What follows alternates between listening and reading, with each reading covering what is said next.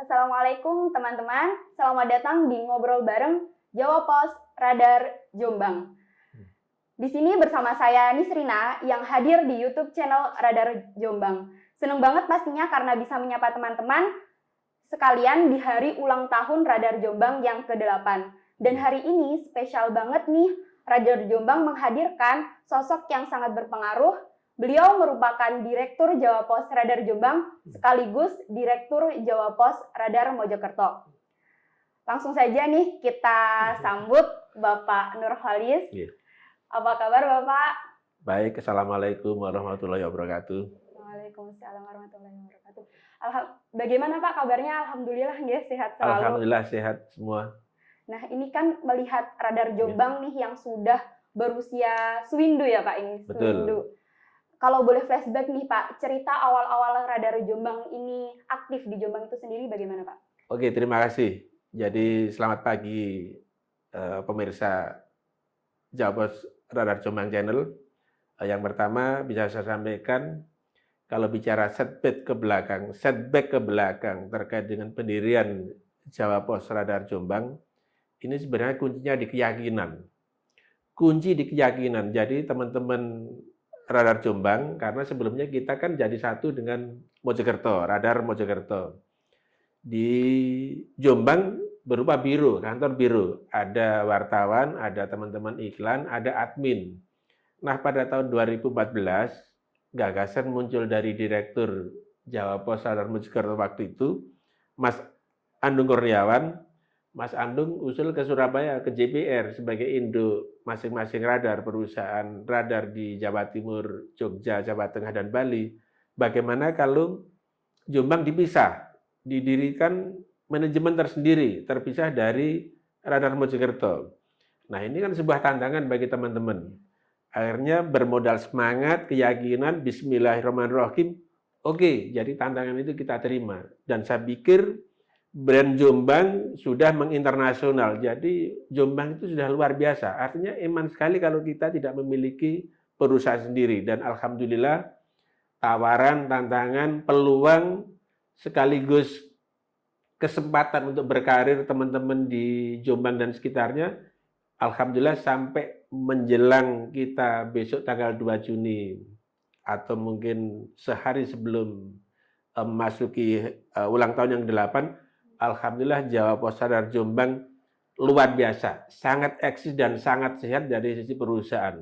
Dari sisi redaksional, alhamdulillah Jawa Pos Radar Jombang mampu mengimbangi dengan perusahaan-perusahaan lain media di Indonesia. Artinya di grup Jawa Pos, di JJMM misalnya, yang terakhir teman-teman redaksi Jawa Pos Radar Jombang sebagai penulis pitches berita berita in-depth, artinya berita pendalaman terbaik di grup Jawa Pos Indonesia. Ini kan luar biasa. Itu untuk tahun 2021 dan prestasi-prestasi di grup saya pikir tidak bisa rutin. Artinya prestasi baik dari sisi redaksi, non-redaksi, alhamdulillah Radar Jombang mampu bersaing yang luar biasa dan bahkan nomor 1 dua kali berturut-turut. Saya pikir ini modal keyakinan, modal semangat itu yang pada akhirnya memunculkan giroh atau semangat yang luar biasa baik bagi teman-teman Radar Jombang. Padahal itu baru 8 tahun nih. Baru 8 tahun. Iya. Terus untuk tantangan-tantangan terbesar nih Pak, ketika memulai aktif di Jombang ini pastinya kan tidak mudah ya Pak? Betul. Jadi untuk tantangan yang terbesar saya pikir dari diri sendiri, dari kita sendiri. Ini kan ada kesempatan, ada tantangan. Tantangan itu kan berangkat dari kita sendiri. Artinya kalau keyakinan mampu meyakinkan diri sendiri, mampu meyakinkan lembaga, mampu meyakinkan tempat kerja, mampu meyakinkan eksternal, orang lain, saya pikir ada persoalan. Tantangan itu otomatis bisa kita lewati. Artinya kan begini, bisnis koran, bisnis media, itu kan kuncinya kita bisnis kepercayaan. Kita bisnis kepercayaan. Kita meyakinkan kepada pembaca bahwa berita yang kita tulis itu betul. Bahwa berita yang kita tulis itu sesuai dengan fakta, sesuai dengan keterangan. Tidak ditambahi, tidak dikurangi. Apa adanya kita paparkan ke masyarakat, ke pemerintah, ke lembaga-lembaga, ke dunia. Artinya ini bisnis kepercayaan. Kalau ke bisnis kepercayaan keluar kita dipercaya, ke dalam internal kita percaya, otomatis tantangan itu pasti akan hilang. Pasti tantangan itu pasti bisa dilewati. Nah, kalau bicara tantangan, 2014 awal kita berdiri sampai sekarang, tantangan keluar, yang dari luar otomatis ada medsos, ada online, ada YouTube, ada IG. Saya pikir itu sebuah keniscayaan karena kemajuan teknologi dan itu tidak bisa kita hindari. Kuncinya adalah bahwa kita harus mampu berinovasi, berkreasi, mampu beradaptasi. Kuncinya kan di situ. Nah, selain basic core bisnis kita, koran cetak, kita hadir di semua platform. Dan alhamdulillah untuk online kita, kalau di kawasan Jombang saya pikir tetap nomor 1, masih nomor 1, dan kita mampu melewati itu. Dan ke depan platform di luar cetak itu harus betul-betul hadir dengan sekuat tenaga, harus maksimal Radar Mojokerto. Online kita sudah alhamdulillah walaupun ini masih dirangkap-rangkap dengan personil yang sangat terbatas, alhamdulillah mampu mewujudkan online yang sangat baik. Demikian juga untuk YouTube, untuk IG saya pikir juga lumayan. YouTube mungkin kita betul-betul push, kita betul-betul fokus, kita betul-betul konsentrasi setelah nanti pindah ke kantor baru. Jadi insya Allah nanti tahun depan menjelang usia Radar Jombang yang ke-9, mungkin kita menempati kantor baru dan sudah ini tinggal rehab aja.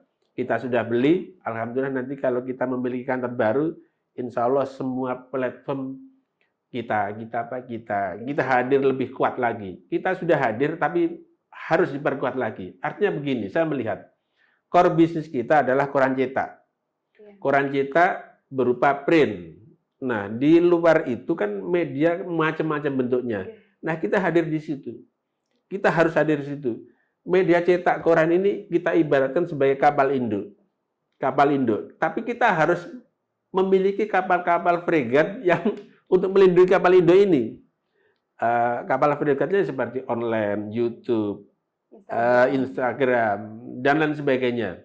Termasuk juga event, termasuk juga mungkin platform yang lain. Karena media luar ruang kan juga ada, misalkan reklame dan lain sebagainya. Kita hadir di situ juga nanti. Ini dalam rangka untuk melindungi kapal induknya ini. Kapal induk ini harus tetap hadir sebagai soko gurunya, sebagai basic core bisnisnya harus kuat, harus dilindungi. Kita harus memiliki the tender effect di tempat-tempat itu, di platform-platform itu. Saya pikir itu. Jadi ke depan insya Allah kita dengan kekuatan keyakinan teman-teman, saya pikir insya Allah tetap eksis. Alhamdulillah. Nah itu kan sekarang kan lagi media teknologi nih Pak. Teknologi itu sangat canggih gitu Pak. Kayak platform-platform tadi seperti Instagram, terus YouTube, terus Facebook. Itu kan pastinya nih masyarakat tuh lebih condong ke medsos itu tadi ini Pak. Nah, strategi apa sih Pak biar tetap eksis nih Jawa Pos Radar Jombang gitu di Jombang? Oke, terima kasih. Jadi ini bicara soal pengalaman. Kita berdiri mulai 2014 itu kan medsos sudah muncul. Online sudah kuat dan lain sebagainya. Facebook sudah luar biasa. Itu 2014. Sekarang setelah 8 tahun. Strategi apa ke depan menghadapi tantangan seperti itu? Jadi saya melihat postur Radar Jombang ini kan ada semacam pedoman, dan pedoman itu kan tercipta karena pengalaman. Jadi di kami ada yang namanya grading system. Di grup JBR, Jawa Pos Group, Jawa Pos Radar itu ada yang namanya grading system. Ada 6 parameter untuk mengukur perusahaan ini baik, kurang baik, tidak sehat atau tidak sehat. Itu ada yang namanya grading system. Ada 6 parameter. Bagi kami grading system itu kan sebuah prestasi. Nah, kalau kita untuk mencapai prestasi, artinya prestasi itu sebuah kebutuhan. Sehingga kami mengadopsi apa yang dikatakan oleh psikolog Amerika David McClellan, need for achievement, bahwa prestasi itu sebuah kebutuhan, baik individu maupun lembaga. Dan ini saya tekankan ke semua karyawan, need for achievement, bahwa prestasi itu sebuah kebutuhan. Artinya kalau kita memiliki sebuah need for achievement, grading system itu, kita mengarah ke sana untuk mengukur sebuah perusahaan ini baik atau tidak, otomatis kan kita harus mencari postur yang pas itu bagaimana, cara baca perusahaan kita itu bagaimana. Nah, sehingga muncul need for power, bahwa kita kebutuhan sebuah kekuatan harus hadir. Kita butuh sebuah kekuatan kita itu apa? Ya produk jurnalistik. Untuk kekuatan produk jurnalistik otomatis ada SDM. SDM harus kuat, harus pinter, harus peka, harus cermat. Itu kekuatan di situ, produk jurnalistik. Produk jurnalistiknya apa aja? Ya bisa koran, bisa online, bisa ya macam-macam, podcast, bisa YouTube, macam-macam. Kita harus hadir dalam kekuatan penuh, harus kuat. Nah, kuncinya kan di SDM. Wartawan harus pinter. Saya minta wartawan harus pinter. Wartawan tidak boleh teralinasi dari produknya, karena kita bukan produk mahal, produk yang bisa dinikmati secara gratis. Teman-teman saya minta harus pintar, harus baca produknya sehingga bisa mengetahui kelemahan, kekurangan untuk perbaikan ke depan. Menghindari kesalahan sekecil apapun, itu saya tekankan bahwa produk kita harus berkualitas. Karena untuk bisa membaca produk kita, untuk yang print, pelanggan, pembaca, itu kan harus beli. Produk kita itu produk berbayar. Nah, kalau kita mengecewakan pembaca, mengecewakan pelanggan, tulisan kita tidak akurat, tulisan kita sering kalah, habis kita. Makanya ke depan kualitas kita jaga. Makanya kunci utama di perusahaan ini, baik cetak maupun nanti kita diversifikasi usaha dalam bentuk yang lain, adalah kualitas produk. Kalau kualitas produk, nah saya punya keyakinan need for affiliation-nya itu nilai tawarnya bagi pembaca, bagi pemasang iklan, tetap akan semakin kuat, pasti akan dicari. Nah, itu yang tidak dimiliki oleh media-media lain, karena kita memiliki SDM yang sangat hebat, sangat kuat. Need for affiliation. Nah, di sini nilai tawar. Nilai tawar itu apa? Bisa bergaining posisi, nilai tawar bagi pembaca. Artinya kalau need for power-nya, produknya kuat, otomatis nilai tawarnya bagi pembaca itu semakin tinggi. Sehingga tidak heran kalau Radar Jombang masih memiliki jumlah pelanggan yang luar biasa. Jadi saya tidak bisa, sebelumnya tidak membayangkan bahwa pelanggan Jawa Pos Radar Jombang itu masih sangat tinggi, masih sangat eksis. Artinya apa? Seperti saya sampaikan di awal tadi, ini bisnis kepercayaan, bahwa kita masih dipercaya oleh semua kalangan. Ini tidak bisa dibayangkan. Jombang yang memiliki hanya satu kota, dari sisi potensi mungkin teman-teman semua masyarakat bisa menghitung, mengukur, tapi Radar Jombang sampai sekarang luar biasa eksisnya. Baik dari sisi offline maupun online juga luar biasa. Nah, ini kan need for affiliation, bahwa kita tidak bisa hidup sendiri. Kita hidup dari pembaca, kita hidup dari pelanggan. Nah, need for affiliation-nya di sini. Nah, need for affiliation di sini kalau kita kembangkan sebenarnya ini tidak lepas dari hitoh kita kan Undang-Undang Pokok Pers, iya kan? Undang-Undang Pokok Pers. Ini yang seringkali dilupakan oleh teman-teman media, pengelola perusahaan. Undang-Undang Pokok Pers nomor 4099, pasal 3 ayat 2, catat ya, pasal 3 ayat 2, itu kan disebutkan fungsi pers. Bisa fungsi sebagai media informasi, pendidikan, hiburan, kontrol sosial. Itu kan satu ayat. Satu ayat diisi oleh 4 fungsi. Nah, ayat di bawahnya, lembaga pers itu bisa berfungsi sebagai lembaga ekonomi. Nah, ini kan yang seringkali dilupakan. Lembaga ekonomi itu seringkali dilupakan. Artinya untuk bisa menghidupi sebuah perusahaan pers, lembaga ekonomi ini juga harus dipikir. Artinya need for affiliation-nya masuk di situ. Bisa diverifikasi usaha yang masih berbasic media dan lain sebagainya. Saya pikir undang-undang memperbolehkan itu. Bahkan ini amanat undang-undang. Bisa sebagai lembaga ekonomi. Kan itu. Ini yang sekarang dilupakan. Nah, kita berangkat dari situ, akhirnya bisa bikin semacam, bisa membaca tubuh kita, membaca perusahaan kita, bahwa kita juga harus ke sana sebenarnya. Makanya di teman-teman saya minta itu juga, bahwa kita itu hidup apa sih dasar hukumnya, landasannya apa, pedomannya apa. Nah, pedomannya Undang-Undang Pokok Pers kan sudah pasti, sudah sangat jelas sekali. Makanya adik-adik yang mungkin kuliah di komunikasi itu coba ditelaah. Ayat 2 pasal 3 ayat pasal 3 itu ayat 2 yang poin kedua, lembaga pers bisa untuk usaha. Nah, coba itu. Ini saya pikir kalau pengelola perusahaan pers berinovasi, berkreasi dengan memperkuat produk, saya pikir tidak akan kehilangan pembaca, tidak akan kehilangan pemirsa. Saya pikir itu kuncinya. Ya. Pak kan melihat media-media yang sekarang ini semakin menjamur ya Pak pastinya. Nah, di Jombang sendiri kan bukan hanya Jawa Pos Radar Jombang nih Pak. Nah, apa sih yang membuat Jawa Pos Radar Jombang itu berbeda dari media-media lain yang ada di Jombang? Jadi kuncinya adalah di berita-berita lokal. Berita-berita lokal. Jadi yang pertama adalah berita lokal. Berita lokal tentu harus didukung oleh SDM yang baik. Karena berita apapun sekarang ini kan bisa diakses, bisa dengan mudah kita dapatkan di media sosial. Bahkan siapapun bisa menjadi wartawan.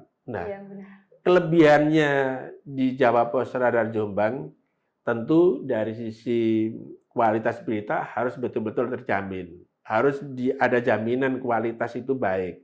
Artinya begini, kualitas dari sisi narasumber maupun dari sisi penulisan.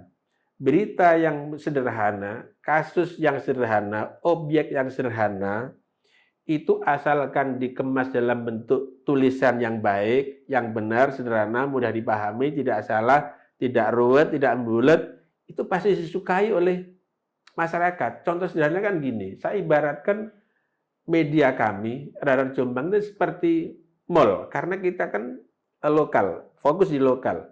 Seperti supermarket misalkan. Di supermarket kan kita bisa mendapatkan keripik singkong yang digoreng, keripik pisang yang digoreng. Padahal kan itu banyak sekali kita jumpai di warung-warung di pinggir jalan, di warung-warung kecil. Tapi itu bisa masuk ke supermarket karena apa kuncinya? Di kemasan. Di kemasan. Artinya di Radar Jombang berita sederhana apapun asal ditulis dengan cara yang benar dan baik, mudah dibaca, mudah dimengerti, itu pasti laku. Contoh sederhananya kan gini, kelihatannya sederhana. Bakul jamu misalkan, bakul jamu gendong misalkan, itu kelihatannya sederhana, tapi bisa masuk di Radar Jombang dengan catatan penulisannya baik, backgroundnya baik, latar belakangnya baik, termasuk misalnya dikupas secara detail, cara bikin jamunya bagaimana. Saya pikir itu bisa menarik. Pada akhirnya itu bisa menarik dan bisa menjadi konsumsi bagi pembaca. Ini kan saya ibaratkan seperti yang saya contohkan tadi. Saya analogkan seperti tadi. Keripik singkong, keripik gadung, keripik apapun bisa masuk di supermarket mewah kan. Nah itu seperti itu. Jadi tergantung pengolahannya ya Pak? Tergantung kemasannya, cara penulisannya. Tentu ini muaranya ke kualitas. Karena berita angle peristiwa sebesar apapun, kalau penulisannya tidak jelas, sumbernya tidak jelas, opini masuk terlalu kuat, seperti yang di medsos yang sudah seperti itu, akhirnya tetap sumber berikutnya, kunci berikutnya adalah kepercayaan. Kunci berikutnya adalah kepercayaan, karena bisnis kita bisnis kepercayaan. Iya, baik Pak.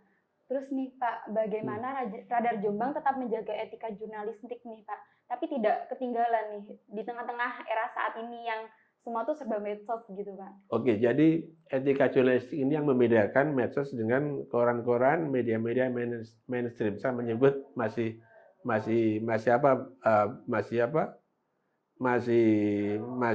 melihat itu.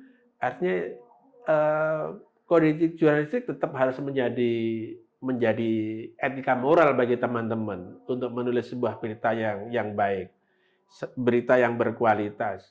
Dan saya pikir walaupun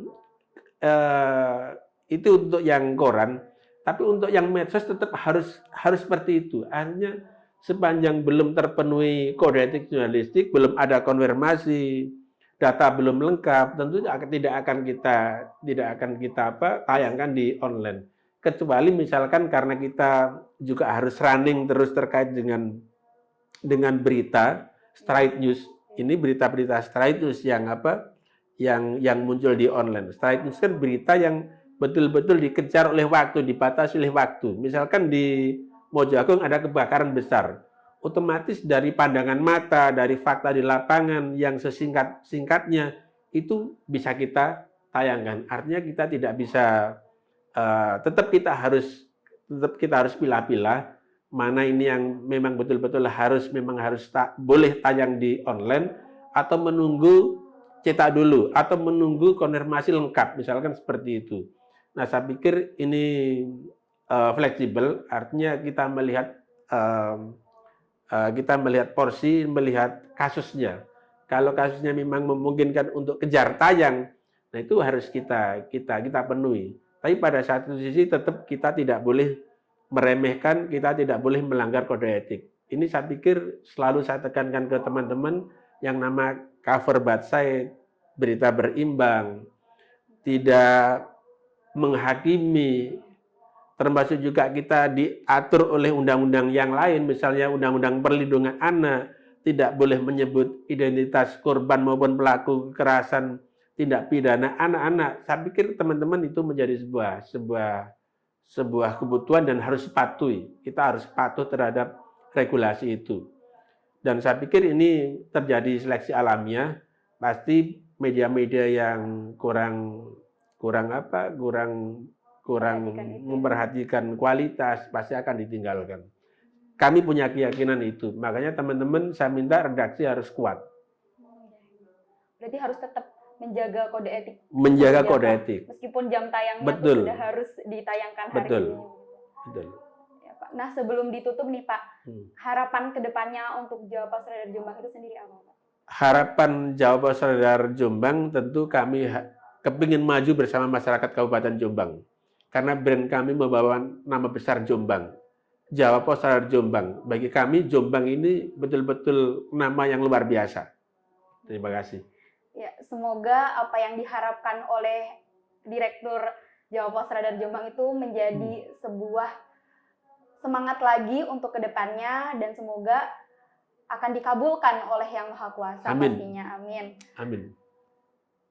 Demikian ngobrol bareng Jawa Pos Radar Jombang kali ini. Saya tutup.